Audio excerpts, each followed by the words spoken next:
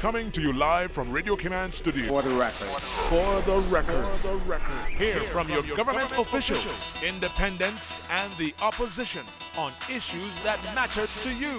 The record. Engage in an open dialogue between residents and lawmakers. For the record. For the record.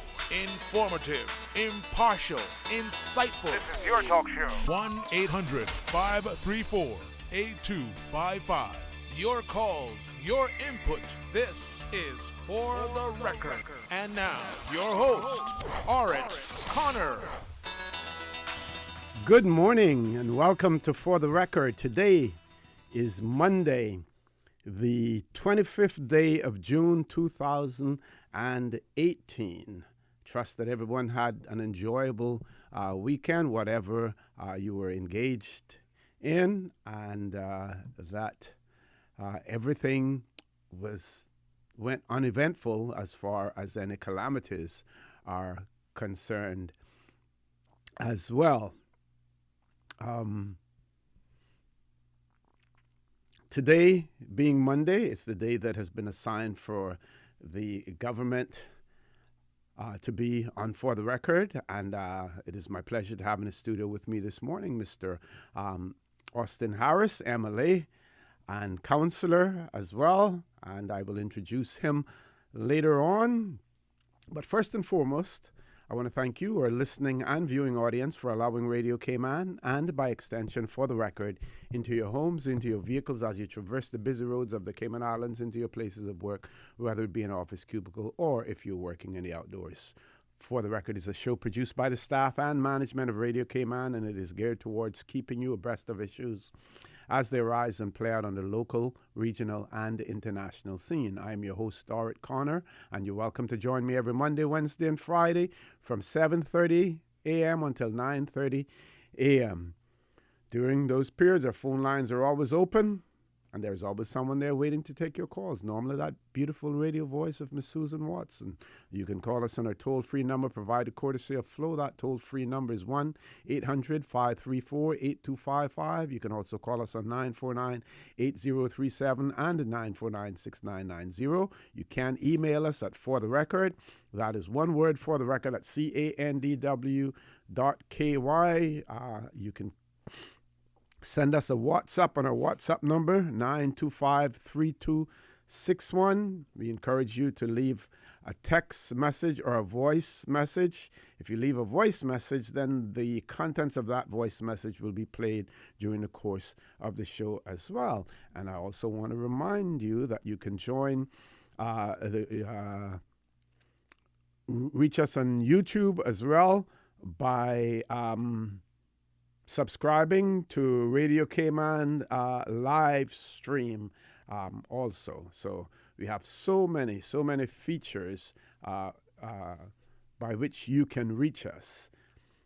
I want to give a big shout out to, again, Tropical Gardens. I promised to do that one morning before, and I did that, and I want to do it again. And then I want to share with you, and some of you may have seen this in the press, share with you with one of our young man who lives in Tropical Gardens as well. His name is Amari Hamilton, age 12 years old. And Amari has been playing the violin for a little over 4 years.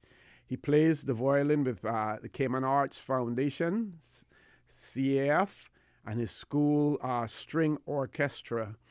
The Cayman Arts Foundation runs a music program where gifted kids in the government schools are identified by the teachers or principals to play an instrument. The instruments are normally donated, which and give kudos to those individuals and organizations who donate those instruments. The kids play at various functions. The program is operated by donations from the public donations as well. Amara was recommended by his violin teacher, Mrs.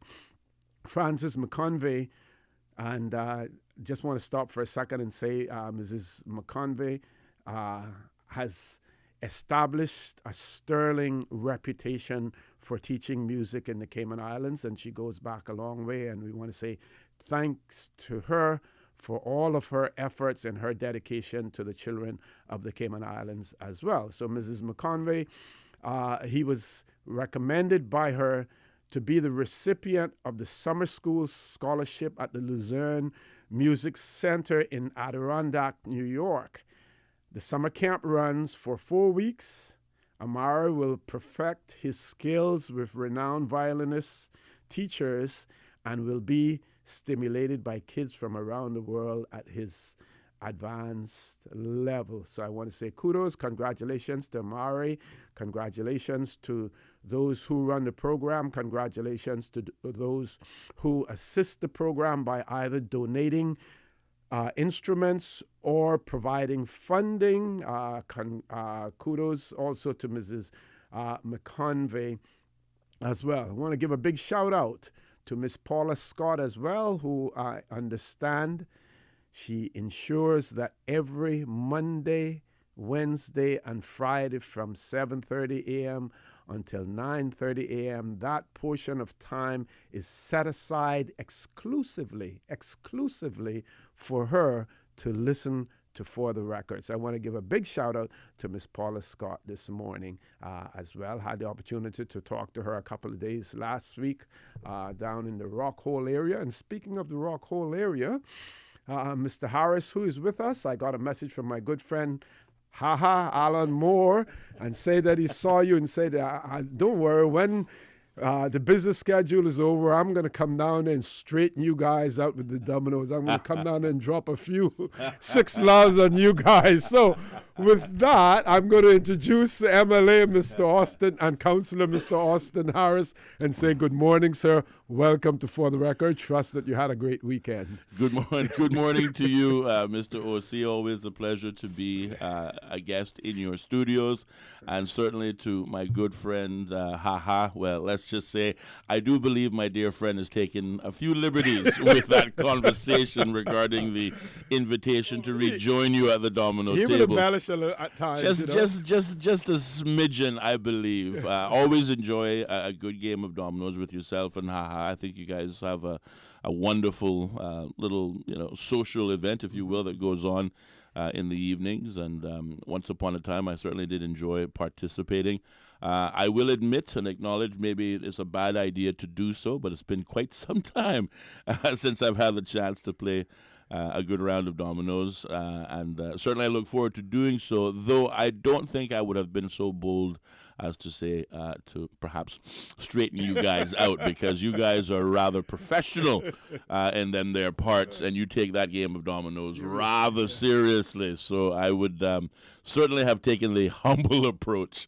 But I do look forward to coming out and reminiscing, socializing with all of you. Perhaps after this latest round of the Legislative Assembly sitting will have passed us by, which of course is what we're here to chat about this morning. Certainly. And so far it's been a fairly busy year for legislators. It certainly has been. We've got a lot of, I think, exciting things happening, a lot of,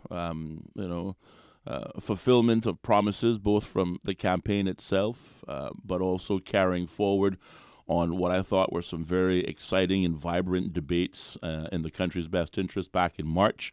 I think the general public, as well as perhaps even legislators themselves, will be pleased with the progress that has been made since our March sitting. We will be carrying forward on plans, particularly in our ministry, or the ministry in which I have the pleasure of sharing with the Premier, the Ministry of Human Resources, Immigration and Community Affairs. We're much more progressed with regards to the HR department, the brand new agency, which now has a name. It's going to be called WORK, or Workforce Opportunities Residency Cayman. And its new location will be the old location of the immigration building right there on Elgin Avenue, as the otherwise immigration department will move together with customs closer to the airport to focus more exclusively on border control, whilst work itself will take over the labor and immigration components related to migrant labor and, of course, Caymanian labor, training, and employment. We decided that the best location for work would be the location that everyone knows in terms of work-related applications. So therefore, the old Immigration Department will just simply change the name on the side of the building. That will go live, full implementation in June of 2019, but we are also hoping to have, I think, what restaurateurs call a soft opening at the beginning of next year, just to see if we can get this department off the ground and working again. But we have a number of legislative changes that we've been working on since March, and they take center stage on Wednesday this week as we return to the Legislative Assembly. Okay, yeah, and I'm sure during the course of today's show as well, people will want to hear more about this new workforce agency. Yes, sir. As well, and the opportunity to dispel some of the rumors that are out there and some of the skepticism that people may have in terms of the ability of that agency to deliver for Caymanians. Yes, yes, as well. no, absolutely. Well, I had the opportunity, the good fortune, to be in this studio maybe about 2 weeks ago with your colleague Sterling Dwayne Ebanks on Talk Today, and joining me for that discussion was the interim director, Mrs. Sharon Rolston. We thought we had a vibrant 2-hour conversation. Yes. We've had 1 or 2 calls. But for the most part, the audience seemed very receptive to the work that's been done and obviously the plans going forward. But as always, I recognize that the morning audience is always quite more comprehensive than perhaps the afternoon audiences, just by the very nature of it. So certainly if there are questions as it relates specifically to work or any areas on which I share responsibility for, then I will do my best to answer them as they come along.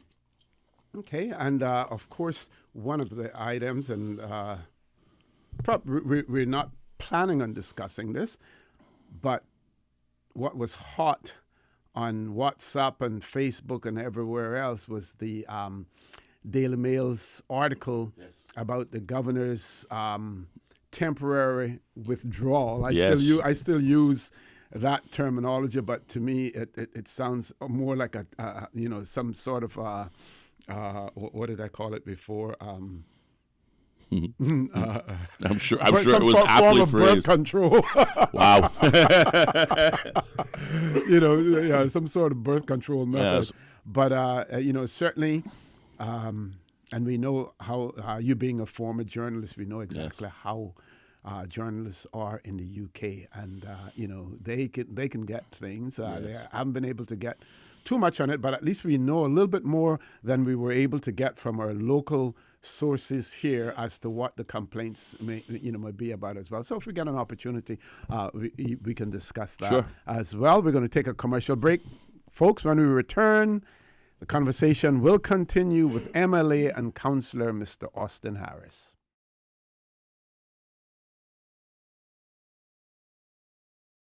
Good morning and welcome back to For the Record. In the studio with me this morning, MLA and Councillor Mr. Austin Harris. Before I pass the mic back over to Mr. Harris, I just want to point out to all of our listeners and viewers also that today marks International Day of the Seafarer as well. Monday, the 25th of June, marks the International Day of the Seafarer. And there is a message that has been sent out by the Minister for Culture, the Honorable Dwayne Seymour, to mark International Day of the Seafarer as well. And if I get an opportunity during the course of the show, I will share some of his comments with you also. Back to you, Mr. Harris. In that email that you received, I'm just curious, did they get the date correct? Because I think they were using, in the email that I got, they were using the month of May. And I thought to myself, is this email just now arriving after being sent maybe 30 days after the fact, or was it more so a typo? I received this on the 22nd of June. The 22nd of June. Yes. But on the subject line of the email, does it say May or June? Or does it just say the Seafarers' Day? It says Monday. On the top, it says Monday, and it says, "Gives me great pleasure today to commemorate the International Day of the Seafarer." Okay, all right, Yeah. And let me see. Let me look in the subject matter and see what it says there. Yes, it does say 25th of May. Of May, yes. in the subject Yeah, no. line, yes. Yeah, so certainly for those persons who do receive this email, believe me, you're not receiving it 30 days after the fact. But I think it was just a typo in Yes. the selection of the Yes, month of yes. May, but it is in fact the 25th of June. And thanks for pointing that out as You're well. more Mr. than Harris. welcome, sir. You're more than welcome. Well, I mean, really, I suppose a good place to start is the Immigration Amendment Bill, which will be tabled in the Legislative Assembly when we resume our sitting. The Immigration Amendment Bill 2018 seeks to address 5 different areas of immigration control, 4 of which have been arguably languishing for some time, and as I stated earlier on, some were raised at the March 2018 sitting during both the debates and parliamentary questions, and one applies directly to government's answer to issues relating to the labor and employment market. Taking the latter first, the bill seeks to transfer all powers currently vested with the Chief Immigration Officer relevant to migrant labor to be vested with the Interim Director of the newly established government agency WORK, which stands for Workforce Opportunities and Residency Cayman. These powers include work permits, permanent residency, and status grants. One may ask, why do we take that route? Well, the work agency is there to provide strategic oversight for both the planning of current as well as future labor needs. And certainly I think anyone can appreciate that those persons on work permit and later on those persons who achieve PR and status compete for that overall labor market. So when we are planning specifically for the future, when we take into consideration things like the graduates coming out of high school and the entry-level jobs that they would otherwise qualify for, we have to be cognizant of how many work permits are taken out, for example, in some of these key trade areas, and therefore how do we plan to reduce those numbers in the future and replace them with qualified Caymanians. So previously, the authority for granting work permits and permanent residence and status were vested with the Chief Immigration Officer, certainly as you know. Those powers will now be, if approved under this Immigration Amendment Bill and accepted by the Legislative Assembly, those powers will be transferred to the Interim Director of Work, leaving matters relating to entry and landing with the Chief Immigration Officer in his new role of largely focusing on border control and border security. So that is, I think, an important first step and a relevant first step in enabling this new agency work to commence with its plans to address issues relevant to labor and employment. Okay, question in that regard. These responsibilities that will be transferred to the Interim Director of Labor and Works, will that Interim Director be supported by by a board Yes. or by administrative staff who will do who will perform the functions as opposed to a board? Initially, it's a great question. Initially, she will be supported by administrative staff that make up work, but as that agency becomes fully staffed and resourced, it will operate boards under the oversight of the Interim Director of Work. Okay. Excuse me. Thanks for that. Yes, no, absolutely. Whilst it does represent a brand new department, we have recognized that there are certain things that the boards do well now, but we've also acknowledged by taking a very careful look with a very specific microscope over the past year. The government has not been sitting on its laurels. For the last year, we've been looking very carefully at all of the instruments that it has put in place to address the challenge of Caymanian unemployment, to address the challenge of job gaps in job skills, to address the gaps that may exist in the number of training programs, both by private sector but largely public sector, that are deemed to deliver quality Caymanians and to ensure their entry into the labor market. So we spend the better part of a year examining all of those vehicles, and we are quite confident, if not comfortable, that we've taken them all into account. And I think the public will be very pleased once we've had work up and running and delivering on some of the initiatives that I'm very optimistic about. But again, the first part of those immigration amendments will seek to transfer of powers previously or currently as it stands today in the hands of the Chief Immigration Officer to the Interim Director. There are 4 other amendments which I think you will also find, hopefully, fruitful and beneficial. Secondly, the bill seeks to ensure that spouses of Caymanians are treated no less favorably than spouses of permanent residency with respect to being able to access citizenship, British Overseas Territory citizenship or otherwise. As it presently stands today, the spouse of a Caymanian will usually, and that spouse, male or female, being non-Caymanian, will be issued what's called RERC, Residency Employment Right Certificate. And that certificate is usually valid for 7 years. That allows the spouse to go to work, to apply for jobs without the need of the usual requisite work permit process as being a spouse of a Caymanian. But a permanent resident the spouse of a permanent resident can in fact automatically apply for British Overseas Territory citizenship as a dependent and receive it. So many have argued, and again, one of the debates that featured prominently in the March sitting was that debate, that foreign nationals who become Caymanians or receive permanent residency, their spouses can obtain citizenship much faster than would the spouse of a Caymanian. We recognized this to be a problem, and this amendment seeks to address that so as to make it fair on both sides, that, again, whether you're married to a Caymanian or you're married to a permanent residence or status holder, your spouses have equal and fair right to citizenship as the other would. So there will be no imbalance or impropriety in one over the other. Okay, we're going to be going to a time check in about a minute, so rather than you go on to the next point. But what I would point out, and I did raise this on Friday, and I think I may have raised it on Wednesday as well. There's a remedial order now working its way through the UK Parliament in relation to amendments to the British Nationality Act. Yes. And some of the requirements in there in relation to acquiring British citizenship by virtue of the British Nationality Act. They have also mentioned in there that some of these anomalies and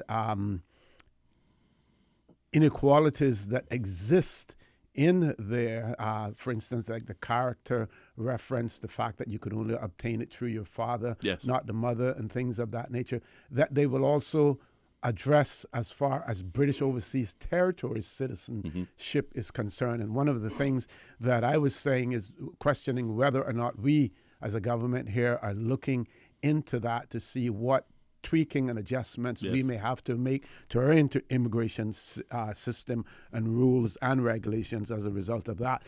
Folks, please stay tuned. The conversation with MLA and Councillor Mr. Austin Harris will continue after our 8 o'clock news.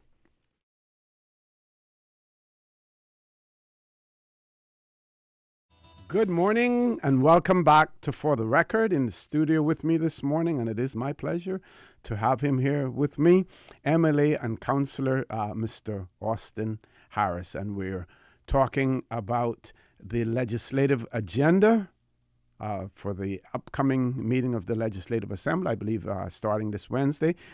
But we're also talking about some of the bills that will be going forward in the Legislative Assembly, and the one in particular has to do with the new workforce agency. So I'm going to pass the mic back over to Mr. Harris again as well. Thank you again, Mr. O.C. And again, a very interesting and delightful conversation, certainly during the break. Always enjoy, whether we're on the air or off the air, the conversation continues in these studios. We were addressing the Immigration Amendment Bill 2018, where there will be 5 major areas of amendments made to that immigration law. We've talked about 2. One, of course, involves transferring migrant labor authority from the Chief Immigration Officer to the Interim Director of Work, Mrs. Sharon Ralston. The second is to ensure that spouses of Caymanians are treated no less favorably in the eyes of the law than the spouses of permanent residency with respect to becoming BOTC citizen. The third deals with addressing the concerns of the so-called ghost Caymanians that in the media, particularly in the printed press, there have been a lot of fodder attached to this. This, of course, impacts persons who were born to non-Caymanian parents who lost their right to be Caymanian upon reaching the age of 18. The amendments to this particular aspect of the immigration law will seek to remove the requirement for that person, that child or young person, young adult, that young adult will now have, once approved in the Legislative Assembly, the right to apply for that right to be Caymanian anytime before the age of 24. So it gives them a bit more extended period of time.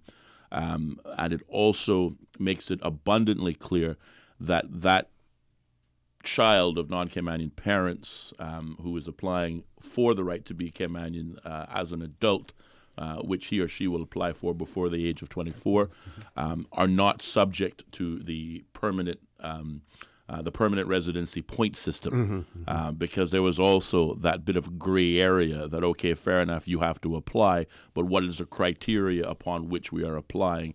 And we're making it abundantly clear that the rules for that child, now young adult, of non-generational Caymanians, but perhaps maybe the son or daughter of a permanent residency holder or a status holder, the criteria for approving that young adult's rights as a citizen have nothing to do with conforming to the permanent residency point system. So that's the third thing. The Fourth Amendment, included under the Immigration Amendment Bill, deals with the employment rights and the eligibility period for specialist caregivers. Again, as you may also recall, as it presently stands right now, persons are exempt from certain aspects of immigration law, particular as it relates to the term limit, unless you fall in certain categories, and one of those categories is that of a specialist caregiver. In other words, you're providing care to an elderly member of the Cayman Society. You've been doing so for some time, and obviously they want to keep you. What has happened in the past, and as it currently stands right now, persons who are specialist caregivers qualify for the exemption only if they've been in that post for a minimum period of 3 years. But we've had to reduce that period now to persons who have been in that post for a period of less than or up to 1 year. And again, it is geared towards those elderly individuals who have been adamant that these persons, their caregivers, are the ones their family trusts. And in many cases, we have to make we've had to allow for special circumstances time and time again. So the amendment will seek to allow an applicant to be considered in exceptional circumstances where the worker has only been employed as a specialist caregiver for a period of 1 year. And we believe that will also benefit the elderly persons upon which that they serve.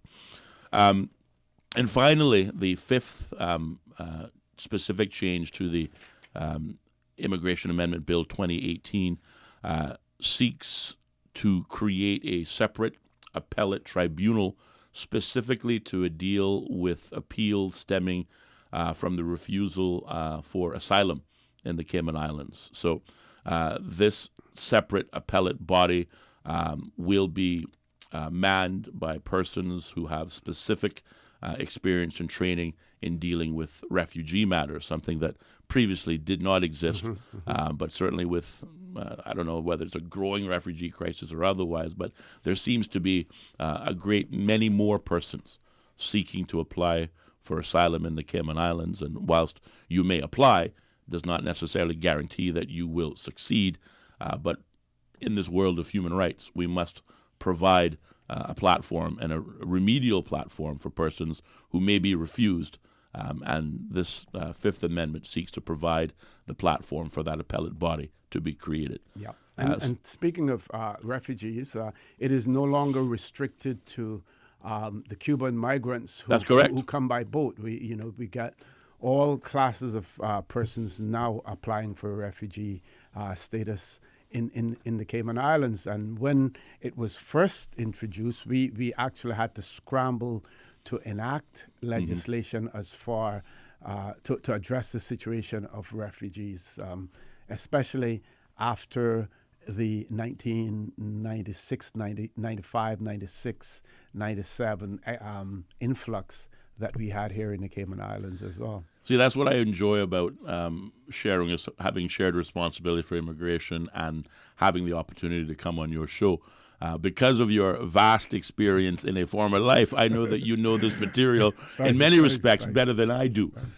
So certainly there will be no pulling the wool over your eyes, but you can certainly not only follow this conversation along, but certainly be able to identify that, hang on, there is the purpose. We understand the purpose as it is established today in the status quo, but of course we also understand the need to make the necessary amendments because of the challenges that exist today. Thank you very much. We have a caller. Let's take that phone call. Caller, good morning. Welcome to For the Record. Good morning, Mr. For the Record. Good morning, sir. How are you, Doc? And good morning to MLA and Councillor Mr. Harris, your guest. Good morning to you, Dr. McField. Always a pleasure to hear from you. Yes. I have a few comments with you, if you will allow me for a few minutes. Absolutely, always. Yes. First of all, I must say that I applaud the government for this separation between the immigration functions, border control, and giving work permit. I have been advocating that for more than, or it can tell you. Yep, I remember you coming into my office when I was chief immigration officer, talking about having a separate court for, immigration. Yeah, that is. I don't think that. I think that should be in the bill too. There should be a separate immigration court, which is separate from the summary court. There should be an immigration court with an immigration judge that can hear immigration matters quickly and expedite them quickly, instead of people sitting around waiting for weeks and weeks before before a magistrate in the summary court. It's not a magistrate's job to deal with those administrative matters. It really should be an immigration judge. Secondly, I don't know. I haven't seen the structure of the new bill, which will give the workforce agency powers to deal with all of these matters that they should be dealing with. And it seems to me that unless the workforce agency has the other institutions to go along with it, it's going to be the same as the immigration department, fighting employers, especially in the private sector, to find jobs for Caymanians. It's going to be the same thing unless you do it. And one of the things that I want to talk about is what is the workforce agency? How are they going to be accompanied? Are there going to be technical training? I know that there's a civil service college now where civil service are trained and have an upgrade in their educational and in their skills. Is the same thing going to be in the private sector? Because, for instance, when I come to your government building and I see all of these people who are security guards, I don't see any Caymanians there. I don't think I saw one. And I just wondered, what is it? Is this the fact that Caymanians don't want to do that job, or the job doesn't pay enough, or what is it? It seems to me that those jobs are something that's easy. Caymanians should be into, especially some people who are semi-retired or retiring and want to continue working. Why is it that you have to give those jobs out to agencies who making money off the government and on the backs of the Caymanian people? I agree completely. And it seems to me that this government and the previous government don't seem to evoke the provisions of the Constitution. The provisions of the Constitution clearly state, Section 16, that our government, the Caymanian people government, has the right to say who comes into the country, how long they can stay, what kind of business they can get into, and so forth. We have not evoked that. And it also says that in the private sector, that's in the government, and also in government companies and government institutions and government corporations, that if the government has a right to say that you have to be a Caymanian to get those jobs, and that is exempted from the Discrimination Act in the Section 16. And so why is it that the government does not say, for instance, that all of these public service jobs have to be for Caymanians, you have to be a Cayman. That's a qualification to get those jobs. And then train people for those jobs, because the cry will go, well, they're not trained, they're not qualified, and so forth. And of course, there could be exemptions to that principle, because if a Caymanian is married to an outsider or someplace else, they would be entitled to work, and so there could be an exemption for spouses or Caymanians or people highly specialized as real specialists, and that would only be for a year, just like how they give LCCLs to corporations just for a specific time. They could give a workman only for a specific time, so that the Caymanian could be trained. Unless you put those things into place, the work agency is going to be the same as the immigration department, scrambling for work, scrambling for positions for Caymanians, and the people out on the outside are going to say, well, they're not qualified, they're not willing, they're not able to do the work. That bothers me, and I just wonder why is it that the government hasn't taken advantage of the constitutional provisions that we have in our constitution to set this thing straight once and for all. Okay. Doc, I want to thank you very much for that. Mr. Harris, I'm going to give you an opportunity to respond to Dr. McPhail as soon as we return from this commercial break. Folks, Certainly. Please stay tuned for the record. We'll be back shortly.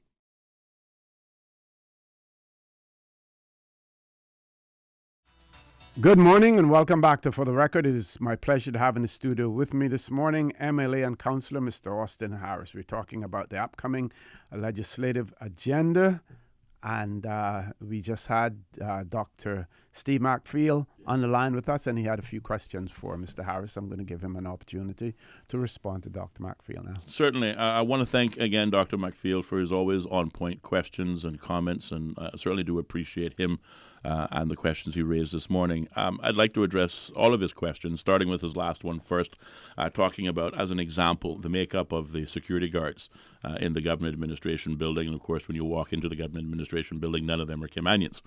This was a point that the government recognized early on in the year, and in particular, again, were drawn into focus at the March sitting of the Legislative Assembly. It's important to acknowledge, however, how those government contracts are awarded.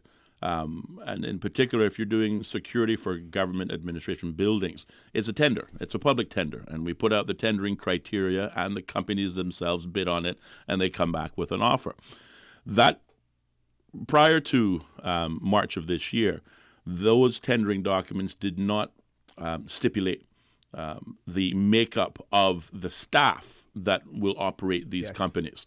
And what has changed, policy change, directive that will change as it relates particularly to security, but for anything that government does, is the directive that the companies that do apply for these specific government tenders maintain a certain percentage of Caymanian employees. Like, for example, in the security field, I think the policy change will account for 60% Caymanians in that sector, so that if Company ABC Security, for example, wins the next tender, that the requirement will be that their Caymanian staff will be the ones that they have to place in a government administrative building, for example. Okay, and that information in relation to the terms and conditions, those specific terms and conditions of that contract will be relayed to this new agency, so that when they're now addressing applications for that particular company, they will look to see whether or not that ratio is still being maintained? Absolutely, absolutely. And again, this is specific to government functions. Anything, any business or service or need that the government seeks to tender for, this is a new policy requirement that has been added to it. And I think it's something that we all support as members of the government.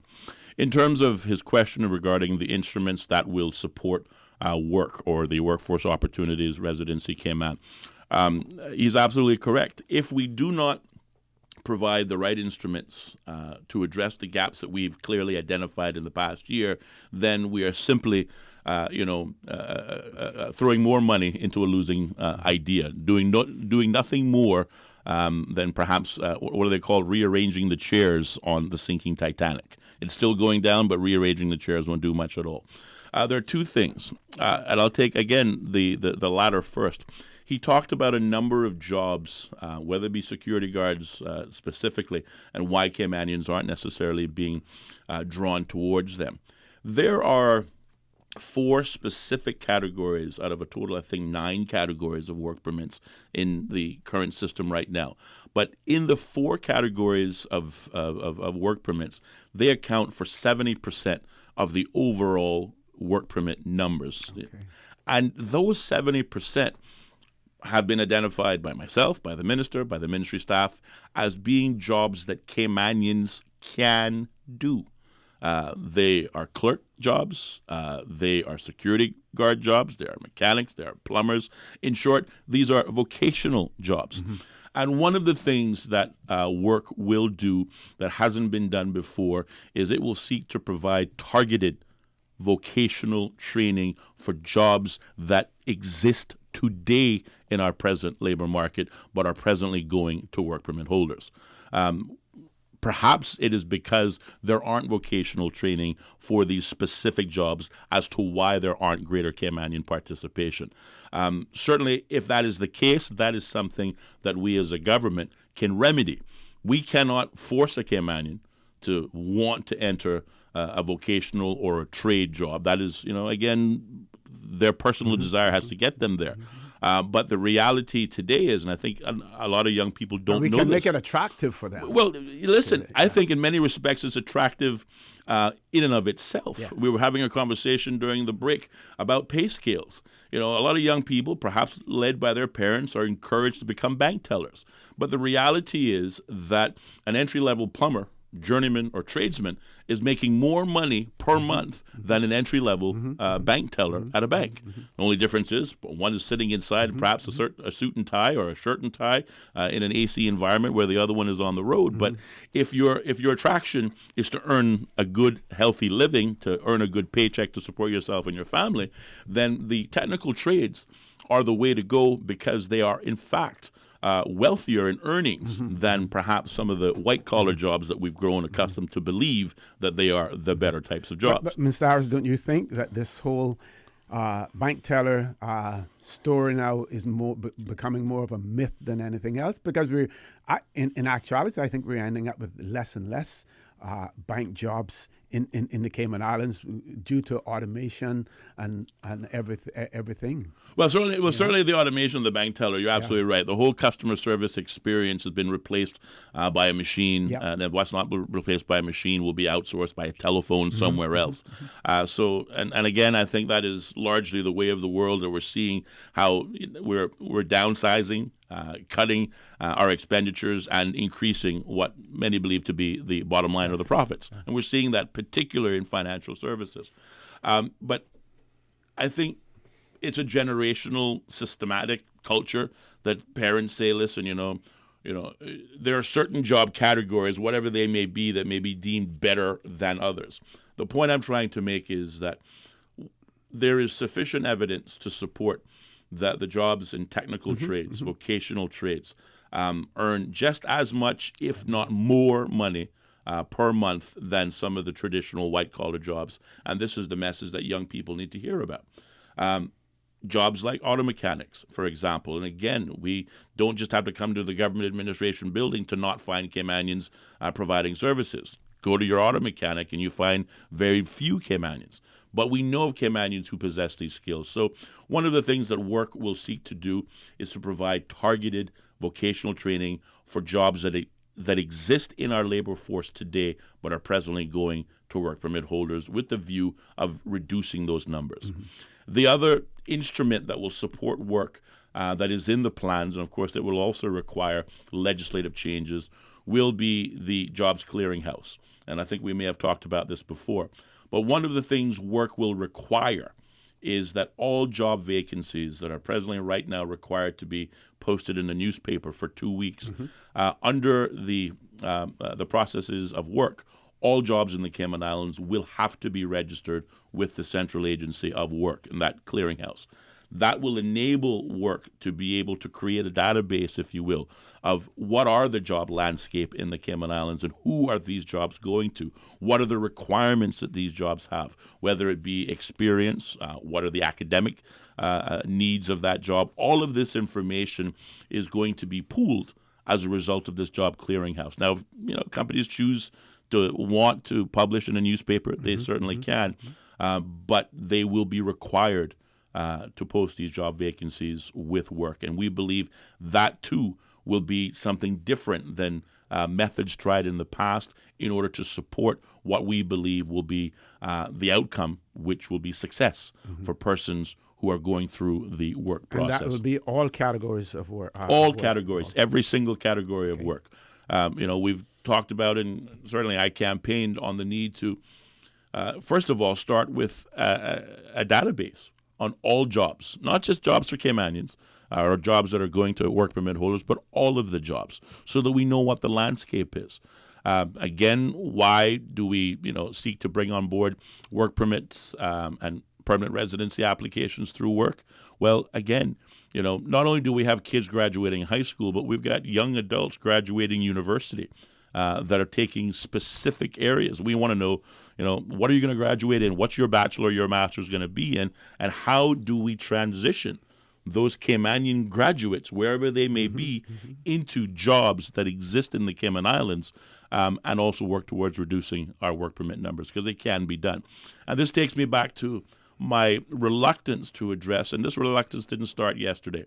I have always been reluctant to this conversation that says jobs for Caymanians only, because I believe the labor law stipulates it quite clearly that all the jobs in the Cayman Islands are Caymanian only. It was only those that either we don't have the warm bodies to fill, or, again, because there's only so many of us, and this has been our challenge since time immemorial, that there are few numbers of actual Caymanians that we have to incorporate foreign labor in order to make this economic success work here in the Cayman Islands.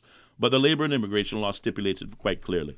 All jobs belong to Caymanians. All jobs allow Caymanians the first dibs at it. What we have lacked is the enforcement to ensure the letter of the law is in fact applied. The immigration law or the labor employment law says employers are required to find available Caymanians, not experienced Caymanians. That's something we've allowed private sector to throw on us and say, well, you've got to come to us with experience. No, we come with availability. It is your job to train those Caymanians to meet the level of the job requirements. So we need to start applying that, and that is why I don't pigeonhole one job or the other for Caymanians only, because if allowed to, follow through, it could very well end up that only Caymanians will get only these small jobs, and the premium jobs are out of reach. And I certainly don't want to take that approach at all. Okay, we're going to take a commercial break. When we return, one of the questions that I'll have for Mr. Harris is whether or not work will be scrutinizing the credentials of those persons, those non-Caymanians who apply for jobs with the possibility of successfully obtaining them as well. Please stay tuned for the record. We'll be back shortly.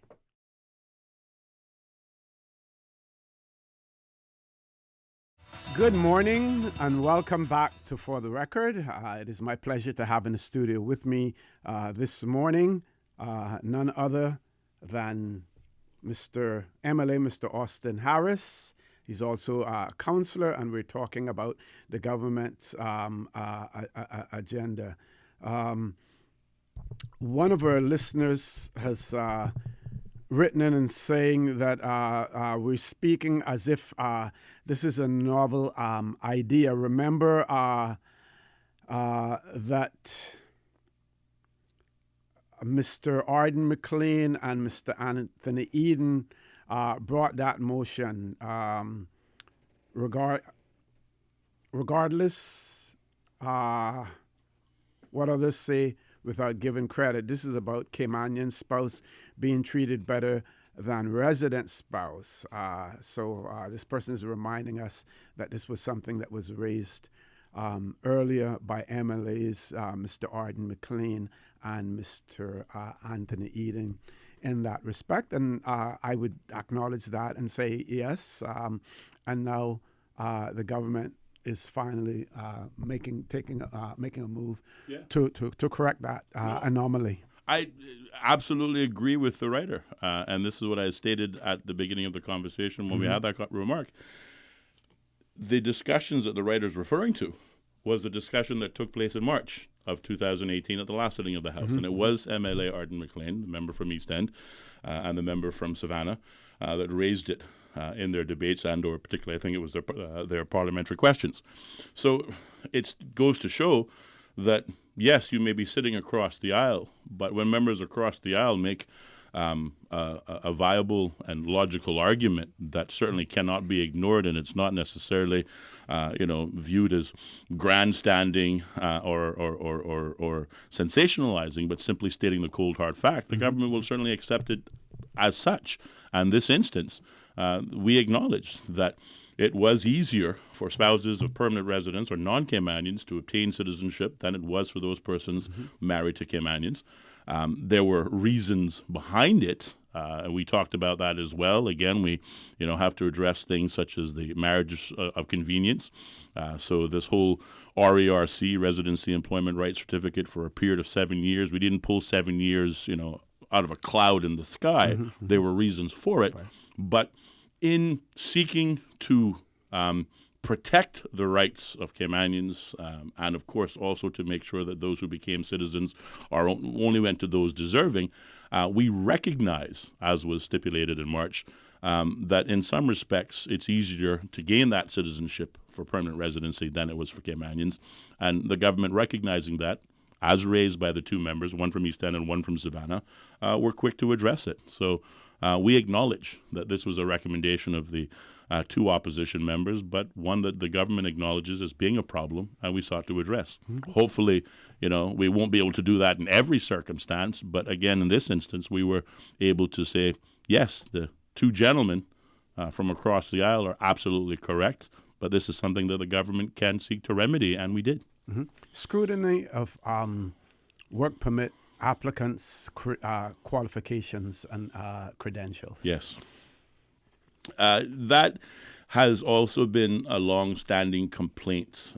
Again, when we look at even if it is the four major categories where 70% of the work permit holders are going in, we have never had the opportunity to scrutinize whether or not the skills, academic or otherwise, background of those persons who receive the job have ever necessarily been validated.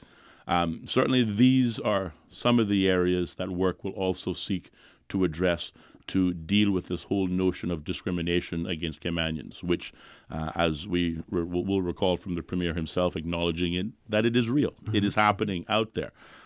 It's not as cut and dry to prove. As a matter of fact, it's probably as difficult to prove as it is to prove marriages of convenience. But we recognize that one of the areas that needs further scrutiny is an examination of those skills as stated by the applicant to make sure they are in fact real when we are comparing apples to apples. In other words, you've got one job, a Caymanian and a foreign national, but the foreign national may be inches above the Caymanian based entirely on the evidence of or the truthfulness of the information that applicant presented to the employer. One of the initiatives of work will be to properly examine those skill sets to make sure that it is true in the first instance, but also to add to the arsenal, if you will, that makes up work. Because again, like I stated before, what makes work different than initiatives in the past is we aren't necessarily pulling vocational programs out of the air based on popular need, but we are pulling them based on statistical evidence that we can say these are the jobs that work permit holders are going to. These are the jobs that work permit holders have maintained for the better part of 10, 15, 20 years. These are the jobs that we see also growing by 20, 30% in the medium to long-term future. So what we're doing now is addressing those existing labor needs, filling the gaps that are prohibiting Caymanians from entering those positions, whatever they may be, and seeking to give Caymanians every single opportunity in order to get those jobs. But as they say, you can't force a horse to drink water. Yeah. He's put him to the well, but you put him to the well, but you can't force him to drink. So we are certainly doing what we can to eliminate the excuses, to eliminate the hurdles, but to also create greater opportunities for our Caymanians to successfully not only obtain a job, but hopefully begin and develop a career. Okay, we have two callers. I'm not sure if we will be able to accommodate both before the headline news at 9 o'clock, but let's try. First caller, good morning. Welcome to For the Record. Good morning, caller. Welcome to For the Record. Let's go to the next caller. Caller, good morning. Welcome to For the Record. Good morning, OC, and good morning to Councillor Harris. This is Kenneth Bryan. Good morning, Mr. Bryan. Good morning. I just have one quick question. Can the councillor, I wish it was the minister rather than the councillor, but can the councillor say publicly who decides whether a Caymanian is qualified for any one job in the Cayman Islands? Who decides? Well, as it qualified, I mean, I guess at the moment it presently sits with either the employer who does the interviewing, determining, first of all, that there is a job vacancy and they're seeking to fill that particular vacancy. The employer is the first person that decides whether or not the Caymanian is the more suitable candidate to anyone else. And then, of course, the second line of defense to that is if, for example, that person happens to be a non-Caymanian, that same non-Caymanian has to get a work permit. They then go to a board process, and that board process obviously is the scrutineers of that information to determine whether or not, to the employer's point, this foreign national is more qualified than the Caymanian.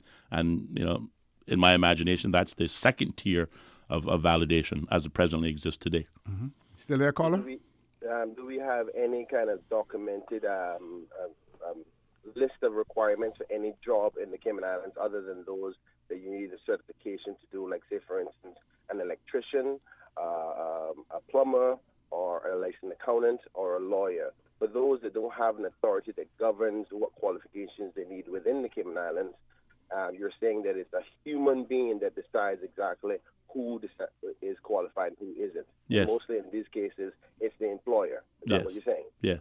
So if we have agreed that some employers are being disadvantaged or disadvantaging Caymanians because of discrimination and are willing to alter situations just to specialize for work permit holders, how do you address that problem? I address that problem through enforcement of the existing laws and the application of penalties that the laws provide. We also talked about, there are penalties for providing false information. There are penalties. Again, we look at the Business Staffing Plan Reg 6, for example, which I understand is going to be done away with and replaced with something hopefully more meaningful. But the Chief Immigration Officer may require at any point in time an employer to validate and prove what training programs they have in place to allow Caymanians upward mobility in a business, any business, and this is in the law. I don't know how often the Chief Immigration Officer has decided to utilize those special skills and authorities, but it is available to them. I believe, as I've always believed, that the greatest way to avoid these discriminatory practices is to enforce the law and to enforce it often, so persons realize that, it's written on the books, but these guys are actually following it as well. I think enforcement is number one, but certainly number two, to your point, these are one of the initiatives of work and the whole the impetus behind establishing a national database on all jobs. We need to know what are the jobs that exist in Cayman, both in private and public sector. We need to know who's getting these jobs, Caymanians or foreign nationals. In the professional category, obviously, professional jobs, they come with their own specific criteria, things that you must meet in order to do this job. The government needs to be able to ascertain those criteria for itself to make sure, again, when work permits are being granted, is it being granted to persons with matching or requisite qualifications. And again, as we were just talking about moments ago, if we leave it up to the applicant, sometimes applicants lie. They say they have a college degree when in reality they have nothing more than a high school diploma. So there needs to be somebody following up on this so that when they say, well, the reason why the work permit holder got selected over the Caymanian is because, well, he was more academically successful. Well, how do you know that? Well, we would like to be able to say from a work perspective that we haven't guessed at it, but we have asked the relevant questions so that we know from a standpoint of statistical hard evidence. Yep. And we also, when checking those college certificates as well, ensure that they're genuine and not printed online as well. We're going to thank the caller for those questions. We have to go to our headline news at 9 o'clock. When we return, the conversation will continue with MLA and Councillor Mr. Austin Harris.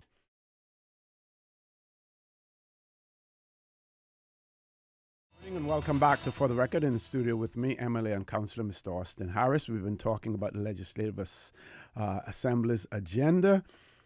We have been focusing primarily on the immigration amendment bill, talking about work. I want to give Mr. Harris an opportunity to talk about the other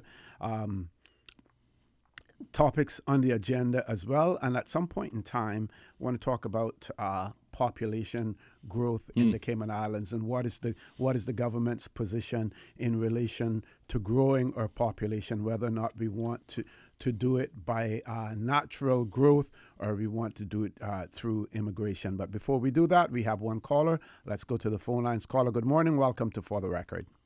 Good morning. Good morning, ma'am. How are you? Good morning, Mr. Austin. Good morning to you, ma'am. Thank you for your call. I didn't put the radio on this morning. Shame on you. Shame. Can you hear me? Yes, ma'am. Yes, you You're can. loud and clear. Yeah, I'm going to ask a stupid question. No, ma'am. No question is stupid. Talk about jobs to Caymanians. Could you, I don't know if anyone asked the question, could you tell me the indigenous Caymanians and the paper Caymanians, suppose the paper Caymanian rule the born Caymanians without a job because then they is qualified and they is considered Caymanians. So I need you to explain the difference between a born Caymanian guarantee a job and a paper Caymanian guarantee a job. I'll leave you at that. Thank you. My scholar. Yeah, sure. Well, first of all, I mean, obviously we hear this all of the time. The law does not discriminate between, born Caymanian and a paper Caymanian. One and the same. They're one and the same. Once you have obtained the right to be called Caymanian, and it's certainly not an easy process, as we talk about. You've got to go through, again, 7 to 8 years before you can apply for permanent residence. Then you hold a permanent residence for a while. Then you apply for status. Status has another 15 years. Once you've reached that level, then the law does not discriminate and see one any different than the next.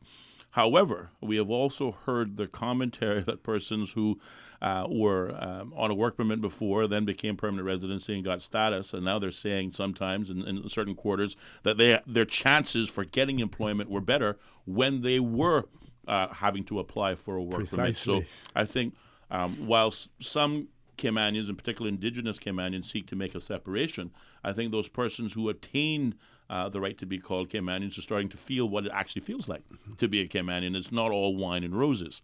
As far as the law is concerned, the law states quite clearly that all jobs allow Caymanians first dibs at the apple, first bite at it. Whether you are a paper Caymanian or indigenous-born Caymanian, the law does not recognize a difference. As it relates to the gaps that we acknowledge are real, between indigenous Caymanians and those perhaps who received Caymanian status through application or otherwise. I think the answer really comes down to the skill sets that we are prepared to give our Caymanians. What are we doing to prepare them for success? Yeah, I know there's a balance to be kept. Yes, we want to ensure that Caymanians are the ones who get the jobs. But there are also reams and reams and reams of evidence of those Caymanians who were given the opportunity who didn't seize the opportunity. They stuck around for the first paycheck, then they disappeared. They took in excess of their sick leave, and that forced them to fundamentally fire themselves. We need to also recognize that businesses have needs. Businesses, in order for them to be productive and profitable and hopefully create more jobs, is that they have viable, hardworking employees that fulfill the job requirements as stipulated. So we've got horror stories and success stories on both sides. I think what we need to do, and it is being done right now, and that is we need to create opportunities where we are making our own Caymanians more marketable. We're making them more marketable and prepared to enter the labor market from the time they graduate high school. Those are questions in terms of what they're being taught in the education system. We spend hundreds of millions of dollars on education, largely on bricks and mortar. But what are we doing in terms of making that high school graduate marketable to the job market that is waiting for him or her? What are we doing to make the Caymanian who's coming out of university able to occupy the job and begin the career of their dreams? These are the challenges that are very real and glaring. And I wish I could tell you that there's a magic wand that we can wave over, that all jobs will then be fixed and Caymanians will have the opportunity. It's not going to happen overnight, but it is going to happen as a result of diligent, targeted effort to make that happen, not just wishful thinking. Okay. The calls keep coming in, and the WhatsApp and the emails and everything else. Let me take one of the emails first. And how many calls we have, Ms. Susan? 2 calls as well. Okay. This person says, I heard this morning on the radio from MLA and Councillor Mr. Austin Harris that it is being put forward an amendment to the law regarding domestic helpers. They say I missed half of what was said. Can you please email me with what was said regarding this law? I'm going to ask you to repeat it. I have a newborn, and my husband and I do not trust anyone else but the nanny we currently have. She has been a part of our family for over 20 years. She has been rolled over and returned after a year. She helped raise my husband when he was younger. Her next rollover is almost here. We're hoping the law will change where we can keep her. Right. The changes to the Immigration Amendment Bill do not address domestic helpers, but they are in reference specifically to specialist caregivers. And those specialist caregivers are identified by the law as persons who are providing services primarily to the elderly. So you've got an aging mother or an aging father who are cared for at home. You haven't, put them in a retirement facility where they need around-the-clock care. The amendments to the law seek to address specifically those specialist caregivers that are providing services to Cayman's elderly. As it presently stands, the current law says you've got to, in order to qualify for exemptions as a specialist caregiver, you have to be in that job for a minimum period of 3 years. We're making an amendment to allow for, in special circumstances, persons who've been in that job for up to 1 year to also be able to benefit from the exemptions afforded under the law. So what I was speaking to specifically were changes relevant to specialist caregivers, not domestic helpers. Okay, thank you very much for that. Let's take one caller before we go to a commercial break. If we're lucky, we may be able to take 2. Caller, good morning. Welcome to For the Record. Yes, good morning, O.C. How are you? Good morning. Fine, and yourself? Not too bad. Good morning, Mr. Austin. How are you? I'm very well, sir. Thank you very much for your call. Yeah, I hear you're making a big bag of money these days.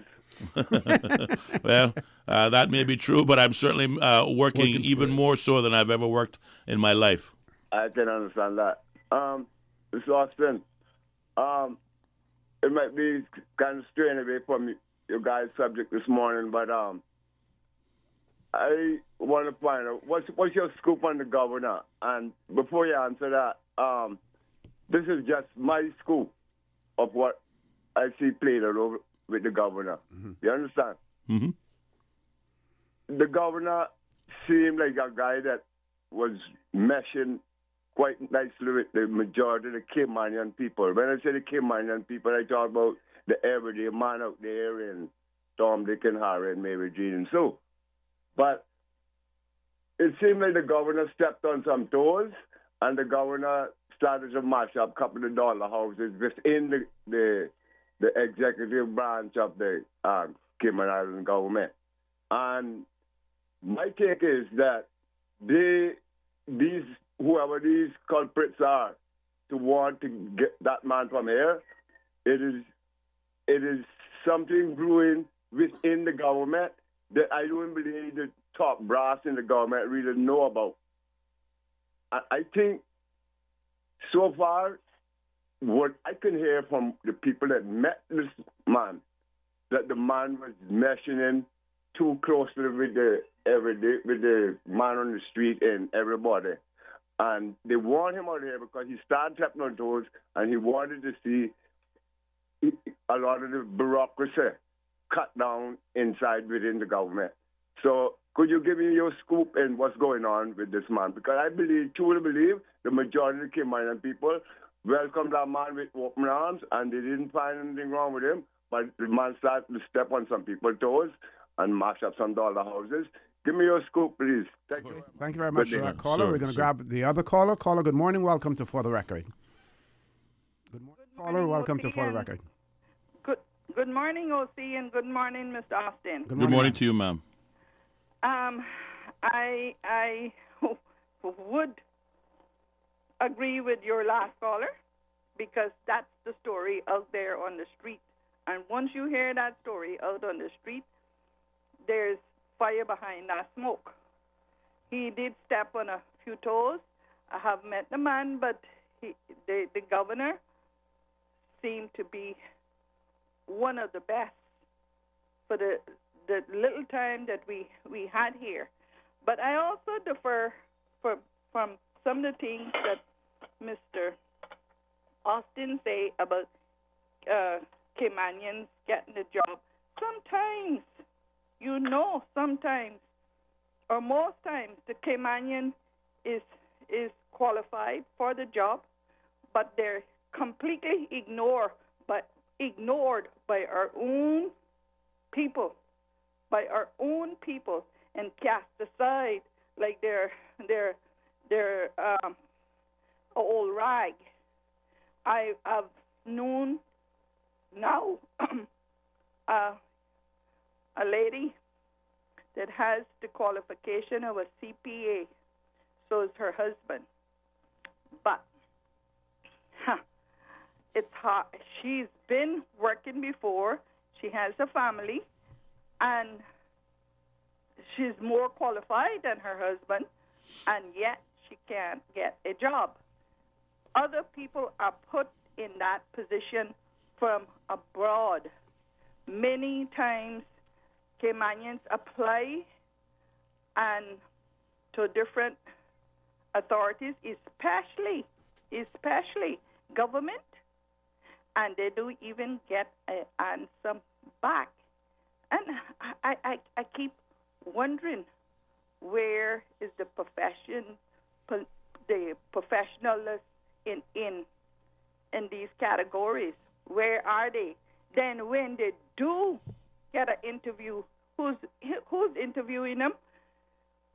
Some little young person with a pair of slippers on, but got on the uniform with a pair of shiny flip-flops.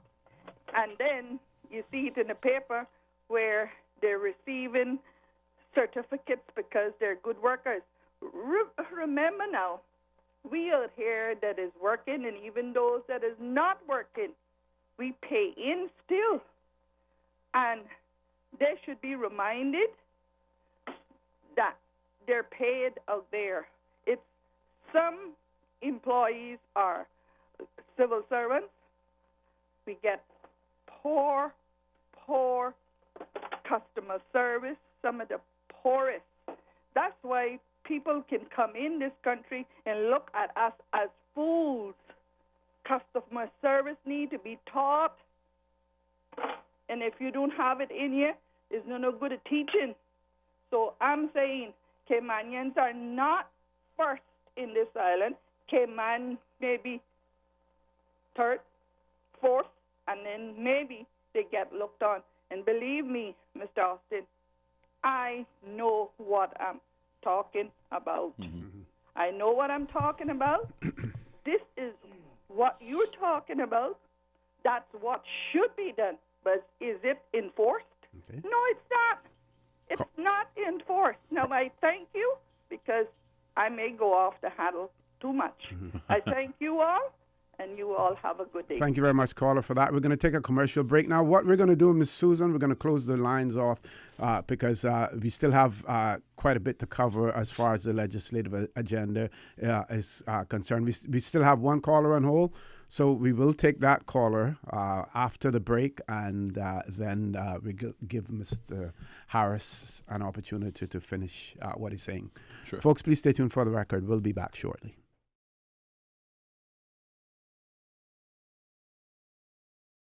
Good morning and welcome back to For the Record. In studio with me, MLA and Councillor Mr. Austin Harris. Going straight to the phone lines, we're taking our final call for the morning. Caller, good morning. Welcome to For the Record. Good morning, OC. Good morning, Councillor Harris. Kenneth Bryan again. Good morning, I'll sir. try to be as short and sweet as possible. Thank you. This question is in respect to the amendments to the immigration law in respect to Ghost Caymanians. Yes, sir. The councillor said earlier, if I comprehended what he said correctly, that Ghost Caymanians will no longer be subject to the point system Yes. in respect to these amendments.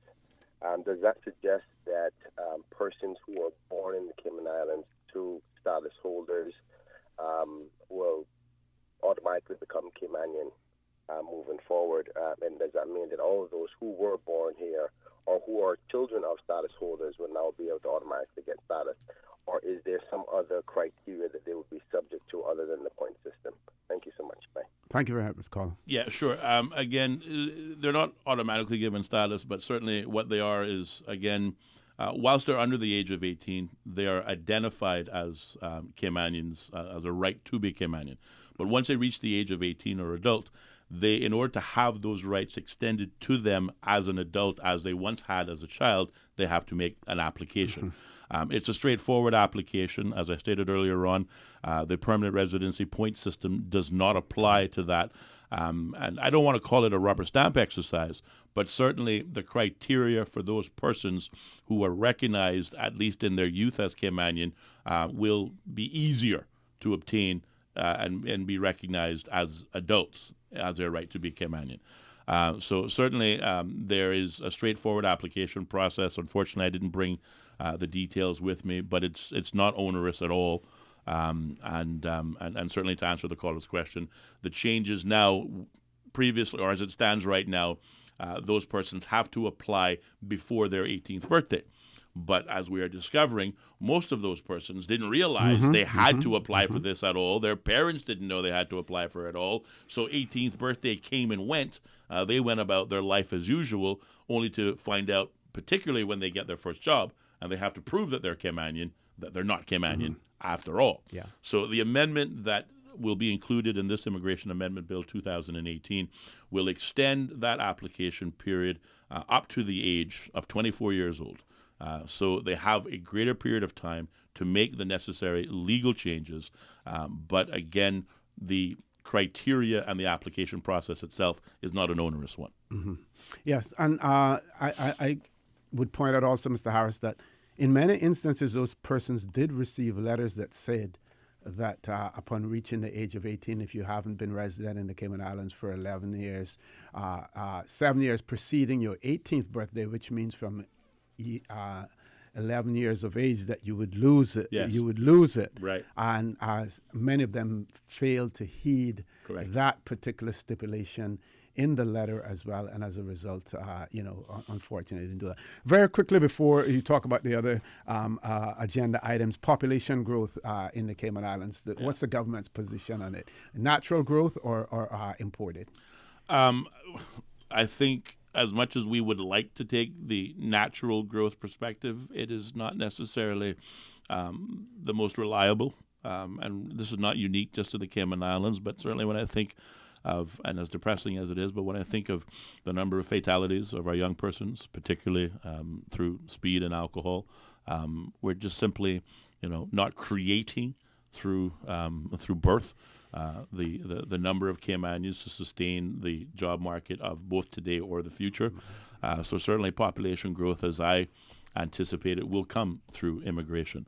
I know the Premier and ministers have spoken on this point at great length. It's something of a subject that I'll be honest with you. In the last year of my life as being an MLA, I've been focusing on the things that are keeping Caymanians out of jobs. I've been focusing on unemployment. I've been focusing on social welfare. I've been focusing on technical and vocational training and opportunities for Caymanians. These issue of population growth, population 100,000 and more, whatnot. And true than the fact they may be a little bit above my pay grade right now, but my mind has not been wrapped around it. So I really haven't spent enough time considering it to really properly answer your question. This is not a cop-out in any stretch of the imagination, understood. But my little brain can only cope with so much. I know these conversations are ongoing. I know the Premier has gotten out there in front of it.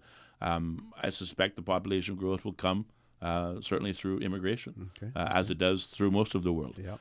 How do we live with that? How do we create the right balance? I believe will come from the initiatives such as work, initiatives such as the Job Clearinghouse, such as the initiative of targeted vocational and technical training, so that kids coming out of high school and university can have that foot in the door.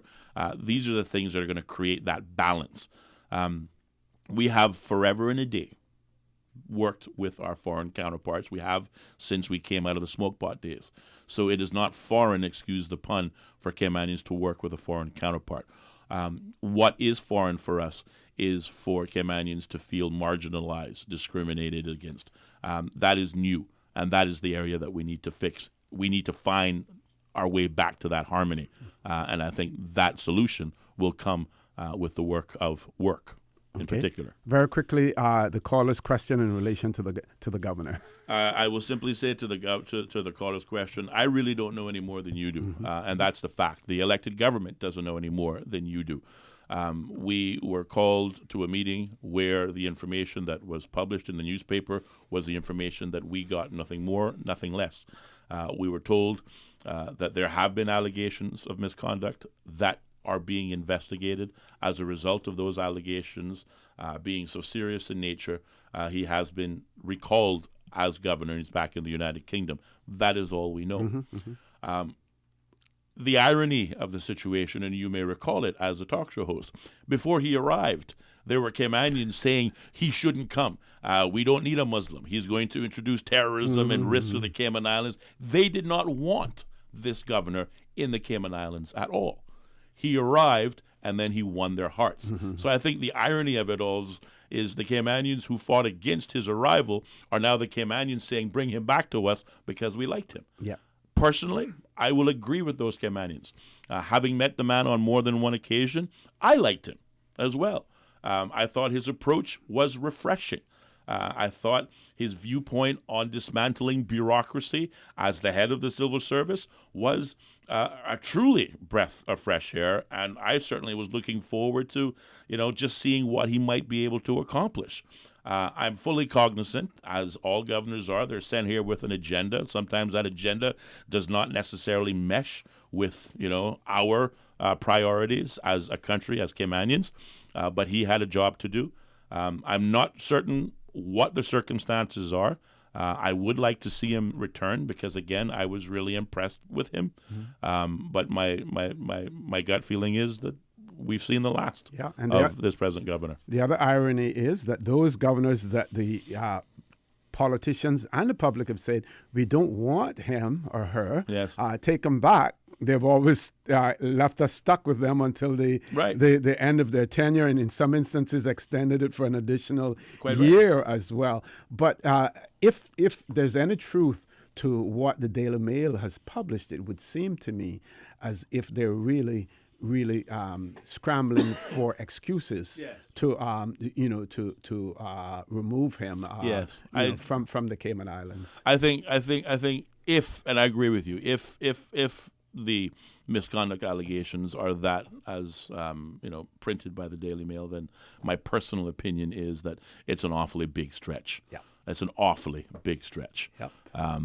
But again, we leave it to the investigators, and hopefully some more information will be shared in the future. But as an elected representative, I can say hand on heart that I haven't been told any more than what Joe Public has. Okay. We're going to appeal to the mercies of Ms. Susan to give you a little bit more time so that you can talk about the other items on the legislative agenda. Sure. Well, being cognizant of the fact that you've got only minutes left, I won't have the opportunity to go through what is now presently 12 business papers. So there's the Legislative Assembly agenda is quite busy.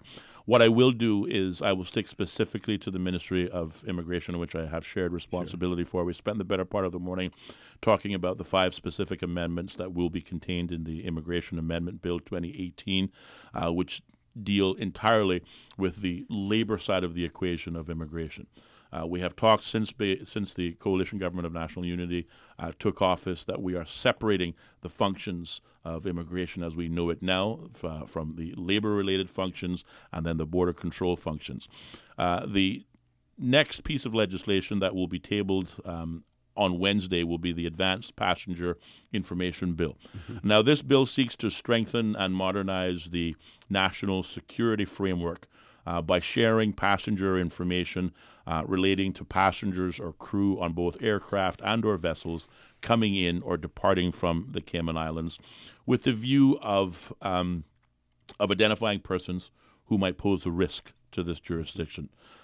It is a major plank in our overall border security initiative. And this legislation will be an important pivot point.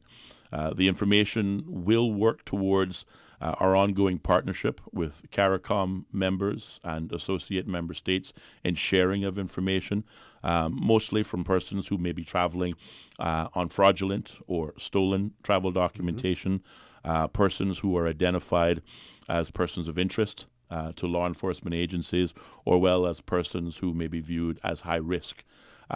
It works in partnership with an initiative that we're doing with the U.S. Customs and Border Control Agency by allowing travelers pre-clearance, particularly travelers coming to the Cayman Islands from Miami. We are the first Caribbean territory to be able to have this sort of accommodation with the United States government. Obviously, that pre-clearance will work towards improving efficiency and, of course, removing the otherwise stress of air travel. I think that will benefit our tourism product, but certainly would also benefit locals who travel frequently, returning from Miami to Grand Cayman. But there is an underlying premise behind all of this, and it is that of a border security premise. Being able to know who is coming in before they come in, to know their backgrounds, to be able to flag individuals of some concern, and perhaps also in the more extreme cases, to restrict persons even entering the country in the first place. So the Advanced Passenger Information Bill is, again, like I stated, an important pivot point in the whole national security, border security aspect of the transition in immigration as we know it today to what it will be in the not too distant future. So that is coming up on Wednesday. A number of bills in the utility sector. The Utility Regulation and Competition Amendment Bill, the Electricity Sector Regulation Bill, the Water Sector Regulation Amendment Bill, the Water Authority Amendment Bill, and the ICTA Amendment Bill. All of these laws are being amended to bring them in line with the Public Authorities Law, which took effect on the 1st of June 2017. As you know, the utility sector laws were designed and written to be autonomous onto themselves. But then, of course, we have the introduction of the Public Authorities Law, which is the overarching law. It has authority over all of the other laws. And these are just some housekeeping matters to bring these law in conformity with the newly implemented public authorities law. There will be some revision to the Cadet Corps 2016 law. These changes remove the existing term limit for the position of chairman of the Cadet Corps. Presently, I think they are allowed to serve under the existing law a maximum of 3 years. These amendments will simply allow for that 3-year period to be extended under reappointment if there are no other applicants. Again, just minimal house cleaning matters. The traffic amendment law will see a significant number of changes. The law itself will be amended to regulate a new phenomenon. I saw one just this weekend. Motorized bicycles will now be able to be regulated as pedal cycles under the traffic law. What else is there? Can you slip into that bill there? Waiver of duties for bicycles in the Cayman Islands, removal of duties. I can tell you at least one minister who would support that completely wholehearted. I think you know the one. Yeah, and they would probably say, well, he did it just for selfish reasons, quite right, or quite because right. he has friends who cycle. Maybe, but I think there's a lot of room for it. The amendment to the traffic law will also provide visitors driving permits for those who've been allowed to remain in the Cayman Islands for 6 months or more but don't reside here. Will be allowed to obviously utilize their existing driver's license to drive in the Cayman Islands. One that I thought was rather interesting, the amendment to the traffic law will seek to allow for the reintroduction of the mini moke. Oh. I know. It was the first car that I ever drove in as a kid with my father. I don't know why we discontinued them, but apparently the traffic amendment law will seek to create regulations where we can see the moke and the mini moke back on our road. I think there may have been some safety reasons, with the fact that they're, so exposed and everything. Yes. And those days, seat belts weren't mandatory either, even to have on vehicles. Quite right. Exactly. The other changes will be to provide for the issuance of license for new vehicles so that you can license your vehicle for up to 5 years now. Oh. I think, again, presently you can license up to 3 years. Again, the idea is to limit the crowds and the traffic DVDL unit. If it's a new car, why not be able to license it for 5 years at one time? Also to permit amphibious all-terrain vehicles to be driven on designated routes at speeds of less than 35 miles per hour. Again, this is catering largely to the tourism trade, where we see some of these vehicles that are also boats. Yes. There is also creating the framework to implement the electric vehicle registration system, which again will also complement the automotive industry. Some changes to the conditional release law under the Conditional Release Amendment Bill. This seeks to provide the power to the board to reconsider a decision to release a prisoner on license when there have been a change in the material circumstances. It will also allow the ability to appoint a temporary chairperson when neither the chairman or the deputy chairman are present for meetings, but obviously rather than to delay or reschedule that meeting, will allow those meetings to take place. Simply a matter of giving the power in the law to appoint a temporary chairperson. And also it provides for whole life tariffs to be applied to persons who were involved in certain offenses. For example, murdering 2 or more persons, where this murder involved a significant degree of premeditation, whether there was a sadistic or sexual nature in particular, if that was a crime against a child, to allow the board to apply whole life tariffs to certain category of offenses when seeking to, again, enable that conditional release and to reintegrate persons into society. And whole life tariffs means life means it would mean life then? A life sentence would be in a life sentence? Yes, it would mean a life sentence, but also the amount of time that is more so required to be served before you are allowed to participate in the conditional release program. So if you're given life, obviously the percentage of time served will have to be increased for these Category A offenses, so that, yes, you're not discriminated against. Yes, you can be rehabilitated, but you won't be let out as early as perhaps your colleague who has a Category C offense. So those are some of the changes. There will be other changes to the music and dancing law, the liquor licensing amendment law. The National Honors and Awards law will be amended to introduce 3 new categories of national awards, but also to tie these awards more to a British framework than the present American framework that the National Honors System presently operates under now. So those are some of the changes that are coming, and all of these things will take place on Wednesday, the 27th of June, when the Legislative Assembly resumes its fourth meeting of the 2017-2018 session.